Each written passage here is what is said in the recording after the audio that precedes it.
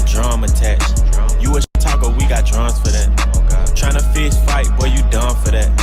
You gon' get a bullet in your lung for that. Draco get the kicking like Luke Kane. What's up everyone, welcome back to another video, and in today's video I'll be giving you guys my full brief honest review on Cobra Kai Season 6. Now before the video starts, I'm not going to be like everyone else saying that, oh my god, this is the greatest season I've ever seen. Like, this season was good, but I had a lot of issues with the season, and I mean a lot of issues. When I first started watching this, seriously, this is like me watching it first. Woo! Yeah, baby! That's what I've been waiting for. That's what it's all about. Woo! And this was me after when I finished watching it.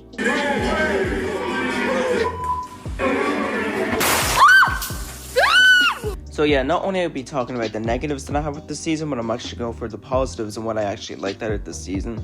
And then at the end of the video, I'm going to give you my overall ranking of each season of Cobra Kai. And without further ado, I hope you guys enjoyed today's video, and let's get straight into it. Starters with the main issues that I had with this season was Johnny and Daniel. And no, I'm not talking about their characters separately, but I'm just talking about them busy arguing all over the season. Like seriously, I felt like I was just watching season 2 and season 3 all over again with them busy arguing, but only this time they're in the same dojo.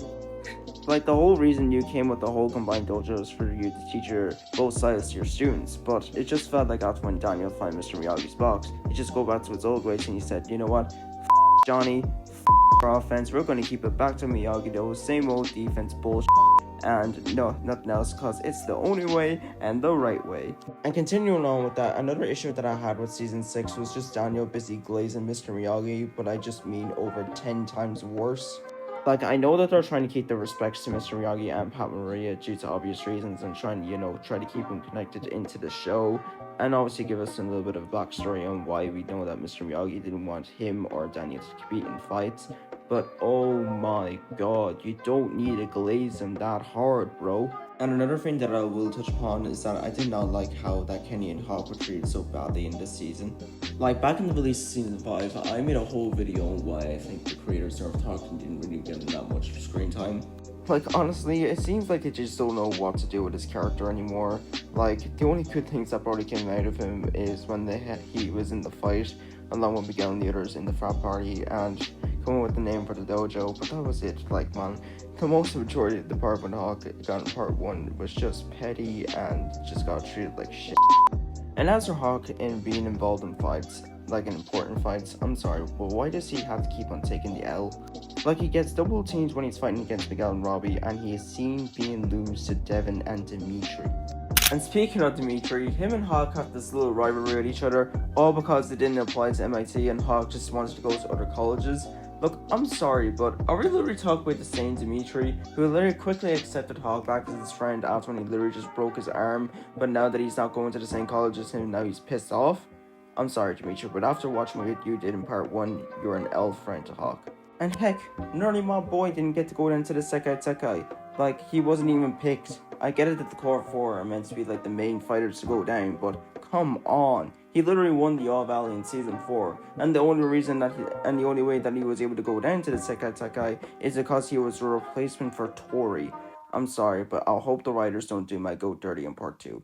As for Kenny, I really had no problems with Kenny in the season, but oh my god, the way that Devin had to put Mitch's laxatives into Kenny's water has to be the most snakish shit I ever seen in my entire life.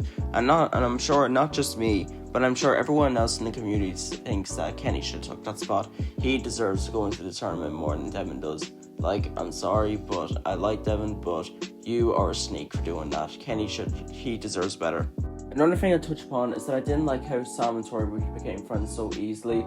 No, and like, I'm not saying that, obviously I like their beef to be over and like them, to be on the same side and be friends with each other. It's just that I didn't like the way how they made it so quickly and just in the one part. Like, they just made up with each other when they were fighting against Kenny, and I'm sorry, but seeing them doing that girl shit when they were busy having that slumber party and now they're supposedly became friends very quickly, I'm sorry, but I wish you'd just waited to like part 2 or part 3 just to make that happen, because I don't get me wrong, I like both of these characters and I like if they, just stopped their rivalry and just became friends, but I'm sorry, but they just did that very too quickly, and that slumber party was the most dreadful scene I ever had to watch. Okay, now that I would stop waffling about all the bad things that came out this season, now let's actually talk about the goods that actually came out of it. I'm sure that we can all agree, whenever a new season of Cobra Kai comes out, Johnny's character just keeps on developing so well. I'm gonna make a whole dedicated video to Johnny, so I'll keep it brief here. We see that Johnny always tries to do his best and tries to do the right thing for the people he cares. Like trying to get a new house for Cartman when her apartment had a leak, and also joining the Russo art group so we can get the money for it. To helping Sam and Tori with their conflict with each other, to having a fight with Mike Barnes, and to give Devin another chance so she can get into the Sekai Tekai. And I don't care if anyone disagrees when I say this, but I absolutely love Johnny and Devin's bond this season, cause it takes me back like in season 4, like I actually missed this bond like when season 5 came out. Like Johnny just shows that he's like a father figure to Devin, and for anyone says that Johnny is so busy like glazing Devin the entire season, I disagree, because Johnny just shows that he will do whatever it takes for his students, cause like for like Daniel, he only does karate for like share Mr. Miyagi's wisdom, while Johnny actually does anything, and he will do anything what it takes because he actually cares about his students.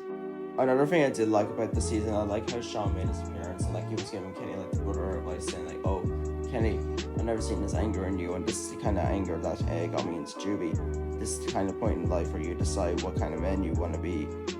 Unless you want to go down the road that I took, or you can make yourself better and take down the right path." And I thought that was like a really great moment in the show as well. Another thing I did like is I like how they portrayed Miguel and Robbie's characters, and then them showing that they both have rage lanes for winning the Sekai Tekai. Like for Miguel, he's trying to win the Sekai Tekai so he can like apply to a college like Stanford, while Robbie is trying to win because like he's always been known as the guy who comes in second place. And I like how they didn't like ruin both of these characters over when they had that fight. And this may be a no popular opinion, but I think that Robbie deserved the W, and I'll always stand by that take. Another thing I do like is I like how Tori's character was written and done so well in this season. Because to be honest, like I never really liked Tori's character from the start, but like throughout the entire seasons, I had been starting to come into liking her character. Because her introduction in season 2, it was okay. Like I never really had like much to like about the character, but I did like her when she was having her beef with Sam. And as for season 3, it was okay. Like I liked how she was like bonding more with Kreese, and that we're diving into a little bit like of her home life.